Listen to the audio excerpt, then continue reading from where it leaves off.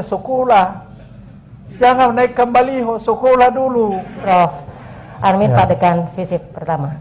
Yang terhormat Pak Menko Polhukam, Ibu Rektor, demokrasi itu dasarnya atau salah satu fondasinya itu adalah aturan, dan aturan itu harus dijunjung tinggi.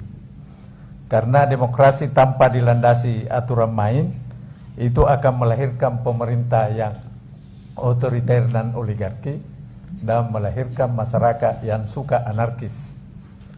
Jadi Indonesia ini prasyarat demokrasinya tidak dipenuhi, Pak. Baru kita berdemokrasi. Karena prasyarat demokrasi itu minimal 4, itu equality, menghargai aturan main, bertoleransi terhadap perbedaan, dan kelas menengah yang kuat, ekonominya yang kuat.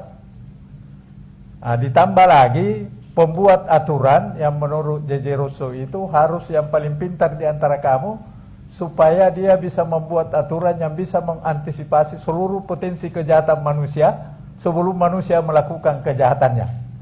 Persoalannya pembuat aturan kita DPR, DPRD, DPR RI, syaratnya itu hanya tamatan SMA, Pak.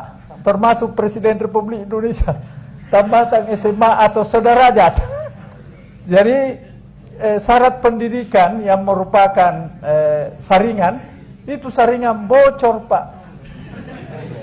Karena sampah juga bisa masuk. Karena tamatan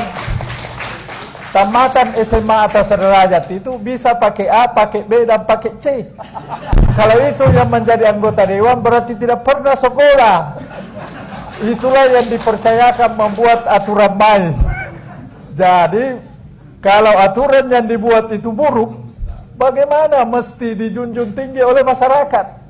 Nah, itu persoalannya. Jadi saya kira persyaratan jadi anggota dewan dengan presiden, bupati, gubernur ini harus diperbaiki, Pak. Jadi kalau mau jadi pemerintah ya sekolah, jangan naikkan baliho, sekolah dulu. Nah ini yang kedua, voting memang pilihan terakhir dalam demokrasi. Saya setuju itu. Karena memang tidak mungkin semua orang sepakat karena kepentingan yang berbeda-beda.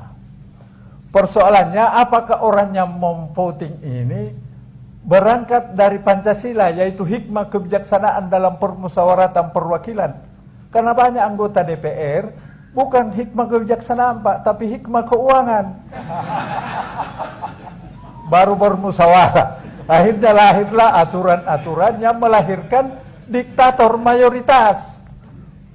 Mayoritas memaksakan kehendaknya kepada minoritas, dan minoritas harus tunduk dan patuh pada aturan yang dia tidak setujui.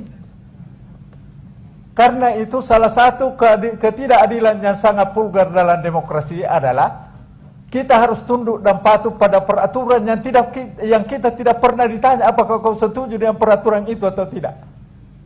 Itu ketidakadilan yang sangat vulgar yang tidak pernah diperhatikan oleh pemerintah. Nah, ini penting dijadikan sebagai bahan renungan kita bersama. Kemudian saya setuju. Bisa dipersingkat, Prof. Oh, singkat.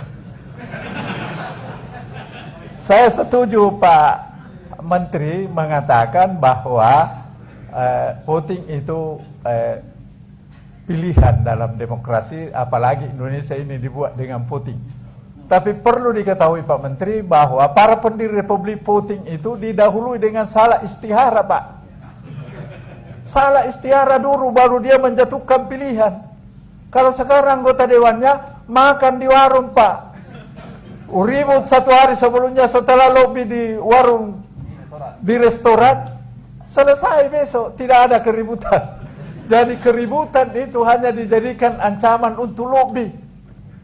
Dan setelah lobby dan penyelesaian secara adat telah dilakukan, selesai masalah. Padahal itu tidak menyelesaikan masalah. Itu saja karena saya dibatasi. Terima kasih.